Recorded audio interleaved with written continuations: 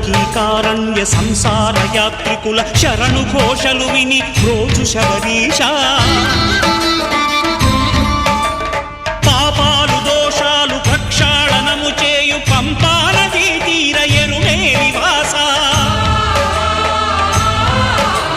నియమాల మాలతో సుగుణాల మెట్లపై నడిపించి కనిపించు అయ్యప్ప స్వామి సంక్రాంతి సజ్జోతివై అరుదెంచి మహిమలను చూపించు మణికంఠ స్వామి కర్మబంధము బాపు ధర్మశాస్త్ర కలిభీతితో